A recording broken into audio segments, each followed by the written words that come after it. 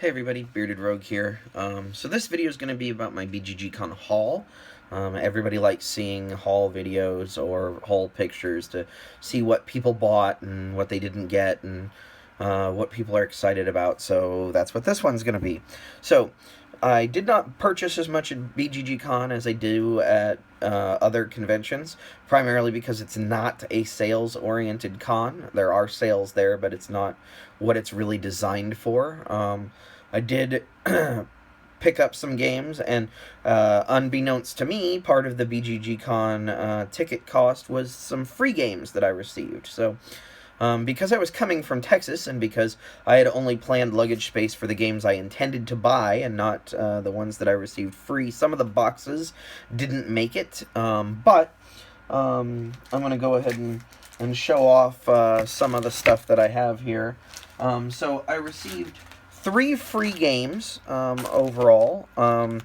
Two of them, the boxes were not able to make it with me, but I was able to keep the entirety of the game by packing it in another box. So the first one is Valdora here, which had a gigantic box that there was no way I was going to be able to get in my luggage, and I didn't feel like shipping. I'm going to be getting some BitBox storage for my board game shelf in the coming year, and so I figure this will be one of the first games that will go into it, since it doesn't have a box anymore. But for now, I've got all the bits, and that's what's really important as far as a game goes. So that was the first one. It had an enormous box, and that didn't make it. The second one was a small dice game called Airships, which is from Queen Games, I believe. Its box didn't make it as well. I have all of its components, and it will also find its way into a bit box, I am sure. And then the last one was Aquasphere, and I was able to find room for this box. Airships is actually in here as well right now. But I could not believe that they were giving this game away. It's a Stefan Feld. It's a very interesting and different Stefan Feld game. And I don't know how to play it yet. I've been assured that I want somebody to teach me rather than trying to read the rule book. But either way, I'm very excited to get this. I love Stefan Feld games. I've played several of them at this point. I only own Castles of Burgundy, so, you know, we'll start moving in that direction. I'd like to also get Bora Bora. Bruges was pretty cool. I don't know if I need to own it, but I liked that one. But there's a couple of others that are there. I was supposed to play Trajan at the convention, and that didn't happen due to time constraints, but it was cool to be able to pick this one up, especially as a free game. Totally shocking me. I wasn't prepared for that. Then, the next game I'm going to talk about, I didn't actually buy at the convention. Maskmen from Oink Games is a game that I played a while back, like about a year and a half ago, and we just played it because nobody else had shown up, and I really, really loved it, and then could never find a way to get my own copy.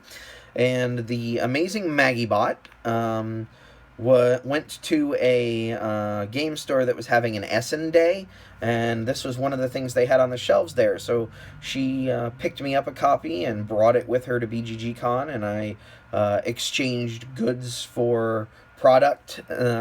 She exchanged goods for money there, and I got my own copy of Maskmen, and we played it on the first day, like almost immediately after she gave it to me. I unwrapped it, and she taught me how to play, and I won by a single point, which was very courteous of her to let me win the first game of the game that she brought me. But overall, really cool. I love this game, and I'm really glad I finally have a copy. Thank you, Maggie. Next, Chris Rowlands is a very dangerous man to play games with. I'm going to say this because there were several games that I played with him throughout the convention that I ended up having to go and purchase. So, if you like your wallet continuing to have cash in it, then Chris Rowlands is a very dangerous person. If you really like being introduced to really good games and acquiring them for your collection, then Chris Rowlands is a fantastic person to spend time with. But the first game that I will bring up is the Game of Thrones Hand of the King game. This is just a small abstract-y game. It's by Bruno Cathala and was released by Fantasy Flight. The artwork in this is really freaking cool. It's a really stylized anime Samurai Jack-ish almost style, and I really, really like it. The gameplay is very abstracted. It's a grid of cards. Varys is one of the cards, the King Spider, and you move Varys in rows or columns to claim members of the different houses, and you're trying to claim majorities so that you can have the most points at the end and win. We played 2 games of this, and the first game we played, we went, oh, that was kind of cute. Let's try it again. The second game we played, now that we understood it and the strategies behind it and the intricacies of it, was a very awesome abstract game. So I immediately went and picked it up after having played it. This is a really good game. It's a very small game, and it's a short game. It plays in less than half an hour. So I highly recommend this one, actually. And I can thank Chris for introducing it to me. Speaking of being late to the party as far as games go, I had fully intended to pick up Welcome Back to the Dungeon. I love Welcome to the Dungeon, and this was my first opportunity to get Welcome Back to the Dungeon. I did pick up Welcome Back to the Dungeon. I actually don't have the box with me because the box didn't make it. I instead combined it with my Welcome to the Dungeon set in one box. It'll probably find its way into a Quiver or some other portable board game solution so that I can bring it with me everywhere I go. But while I was there, I also picked up Shotten Totten, which is another game that Chris Rowlands introduced me to. I had never played the original Shotten Totten or Battle Line, which is the same game under a different skin. But we were just hanging out playing games, and we decided to kill some time playing Shotten Totten. And so he taught me the game. He was also courteous enough to allow me to beat him in the game. I really loved it. Like, I can't believe I hadn't played it at this point. I love little card games. I love card games that are, little tug-of-wars with numbers, and this is really good. Like, it's just a really good game, and it'll also be going in a Quiver or something. Its box also didn't make it. However, because it's going in a Quiver or something, I don't really need the box long term. It's definitely not one I'm getting rid of anytime soon, so not having the box doesn't hurt me too much. So, awesome. Thank you very much again, Chris, for introducing that to me and playing that, because that was a really, really fun game. I really enjoyed that. So, the next game on the list is Adrenaline from Czech Games Edition. This game is awesome. So I was walking the hall, and there was a game of this going on at the Czech Games booth, and they were demoing it the whole time that it was open, and I was already interested. It was in the Hot Games room, and I never made it in there, but while they were demoing, one of the guys actually had to get up to get to an event, and they asked me if I wanted to take his seat, so I did. So I played a round of it, and immediately fell in love. This is an area control game, Euro-style mechanics, with a very American-style game skin on the top of it. It's a first-person shooter, however, it uses Euro-style area control. The areas you're controlling are your opposing players, and what you're using is damage. So you spend cubes and resource manage your ammo to place damage on your opponents, so that you can have the first damage, the final damage that kills them, and the most damage. And you earn victory points for doing so, and whoever has the most victory points at the end wins. So it's very much a Euro game with a American-style gaming aesthetic on top of it, and that is like Tony bait. Like, if you want to make a game that I will fall in love with, take the amazing mechanisms inside of most Euro games and give it a much more interesting theme, because Euro-style themes like trading in the Mediterranean, or trade routes across the Orient, or building castles, churches, farms, etc., do not excite me whatsoever. I'm not interested in those kinds of themes at all. I'll play those games. The mechanisms are always really neat. But I really can't get into a lot of the themes of Euro games. This is a theme that totally, like, screams at me. Awesome. And having solid Euro-style mechanisms underneath it means that as I get more plays of this, this may end up in my top 10 games of all time.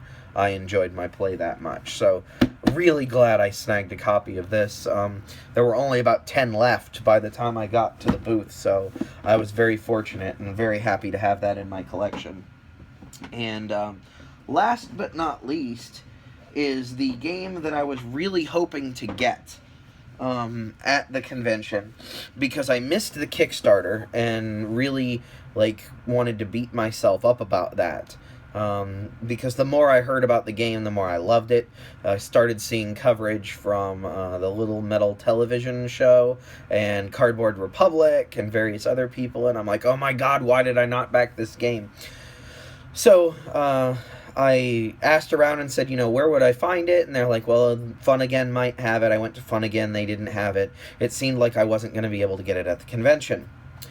And then, sitting at lunch with the amazing Stephanie Straw, she said, well, Madness, there's a store in the area, Madness Games and Comics, I believe it is called, that might have it. It's a huge store, so we could try calling there and see if one of the locals could pick you up a copy.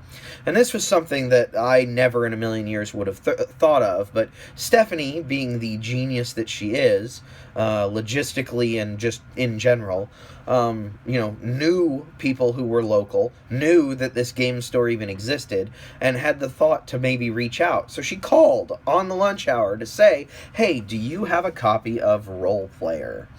And they did.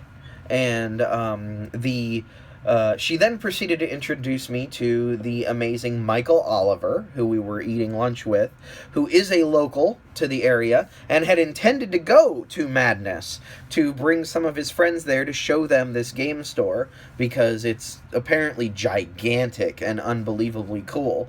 So he offered to pick it up for me. And so they went in their own time, and I ran into them at lunch on a subsequent day, and again exchanged money for this wonderful little game that I am so excited to have in my collection.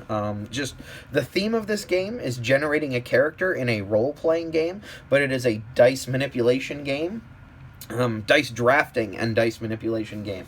So this is wow, like, again, you take a theme, generating characters in a role-playing game, which excites me, excuse me, and throw Euro-style dice drafting and dice manipulation mechanics on top of it, and I'm all aboard. I saw several people playing this at the convention. It was one of the hotter games, as far as I could tell, even though it wasn't available for purchase at the convention. It seemed like everybody was playing it at least once. So I'm super glad that I got my copy, and thank you, Stephanie, and thank you, Michael, so much for making that possible. I had just really hoped that it would be there, and when it wasn't, I was kind of heartbroken, and you guys were absolute heroes in making that happen for me. I really appreciate it, and I really can't ever repay you except to promise to play games with you in the future. Hopefully that's payment enough. But that's my haul. That's what I brought back from BGGCon, and I'm really happy with all of it. All three of the free games look to be pretty cool. I'm excited to actually get to try them. Aquasphere especially, and then Adrenaline, I'm chomping at the bit to play that game. If this past Wednesday hadn't been a designer's night, I would have already played it, because I'm so eager to get that one to the table again. Role player as well, same thing. It's just really good convention for... Oh, I also got the Orleans expansion. I forgot to mention that. That wasn't all I bought. I bought the Invasion expansion for Orleans, but it's in my Orleans box, so I actually forgot to list it because it was such a duh to buy. Orleans is in my top 10 games at this point, and I had to have the expansion, especially since it adds co-op mode and a 2-player story mode and various other things that allow for the game to be played in different ways, and I was totally intrigued by a modular expansion, so it's for one of my favorite games, so I had to pick it up. The other expansion was available there. I'm going to wait for the TMG release, not because I don't want the other expansion, but just because supporting TMG is pretty cool, and because the Invasion expansion is going to give me a lot more plays of the game than just the base game originally did, and I don't need the other expansion just yet. Like, I'm still happy playing the base game and now trying out these new expansion modules before I pick up another expansion on top of it.